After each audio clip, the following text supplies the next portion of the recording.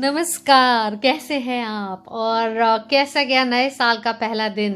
I wish you all a very happy new year. तो आज की कहानी एक 65 ईयर्स ओल्ड आंटी की हैं जिन्होंने अपने हस्बैंड और अपने बेटे को कोविड की लड़ाई में खो दिया। वो बहुत दुखी थी, बहुत परेशान थी और भगवान पे काफ़ी ब्लेम कर रही थी कि तुमने ऐसा मेरे साथ ही क्यों किया और अब मेरी लाइफ रह क्या गई, किस लिए रह गई, मैं क्या करूं इस ज़िंदगी का। पर उनकी बेटी भी थी, वो उनका ध्यान रख रही थी।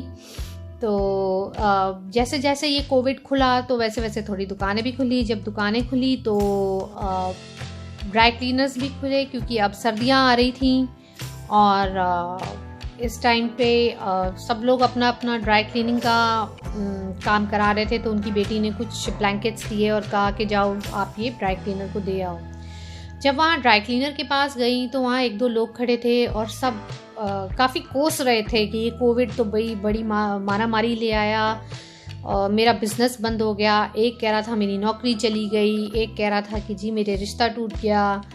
और वहीं पे आंटी थी कि तुम्हें क्या पता मेरे साथ क्या हुआ, मेरी तो इस उम्र में मेरा बेटा मुझे छोड़ के चला गया, मेरा हस्बैंड मुझे छोड़ के चला गया, मेरी ज़िंदगी भी किस काम की।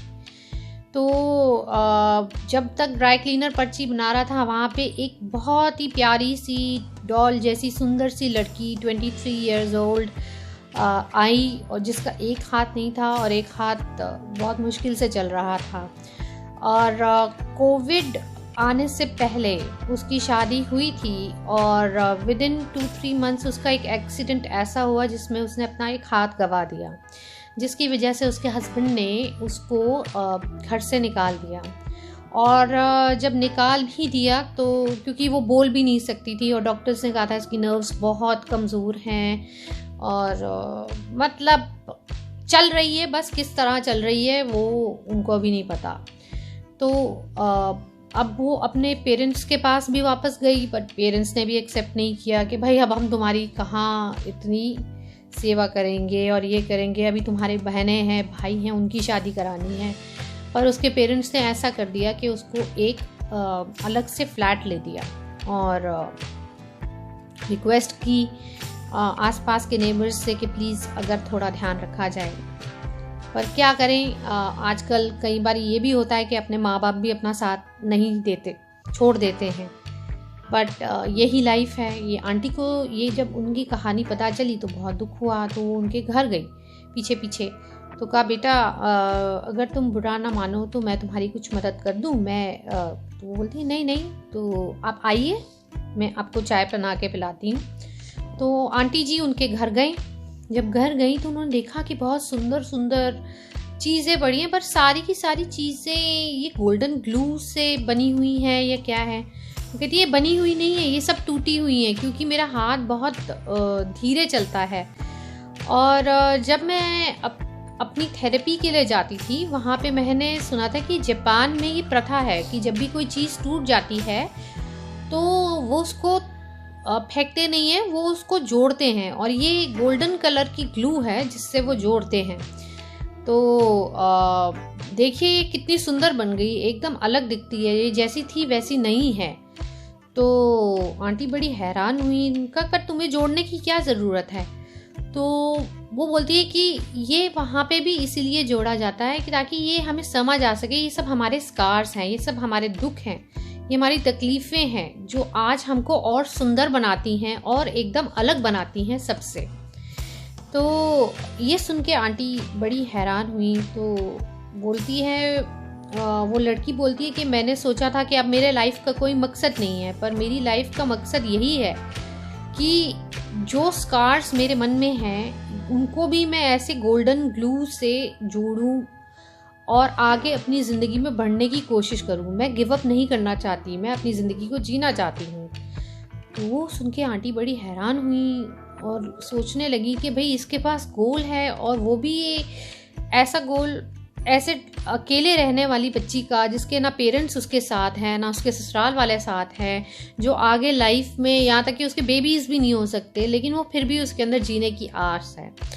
तो आंटी ने उसको अपनी बात बताई कि भाई मैं भी ऐसे परेशान हूँ। तो कहती है ये जो भी आपके साथ हुआ है ये होना ही था क्यों? क्योंकि आपके अंदर जो खूबी है उसको या आपको निखारने के लिए भगवान कई बारी आपके रिश्ते तोड़ देता है, आपको अपनों से दूर कर देता है। और ये गोल्डन ग्लू जो है वो और कुछ नहीं है, ये सिंपल मेडिटेशन है और स्पिरिचुअलिटी की तरफ एक कदम है। आप चल के तो देखिए इस रास्ते पे, आप देखेंगी कि आपके स्कार्स ही आपको कितना सुंदर बना सकते हैं।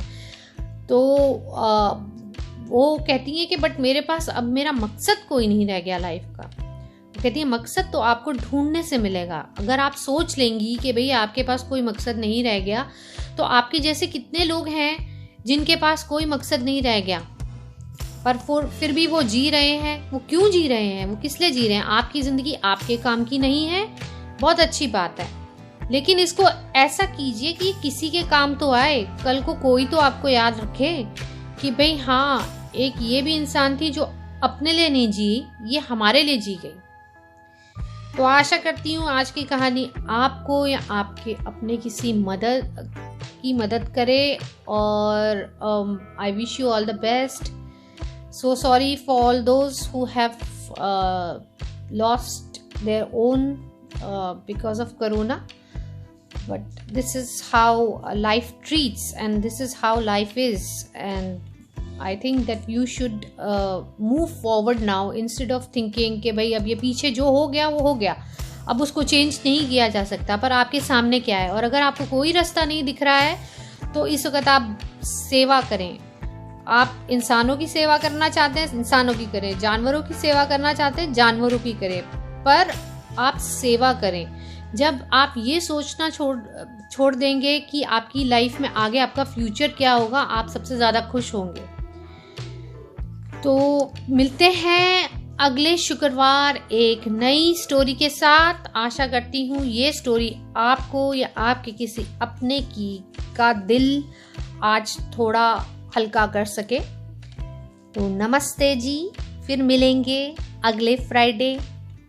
तब तक के लिए have a good time, have a very good week ahead. Thank you.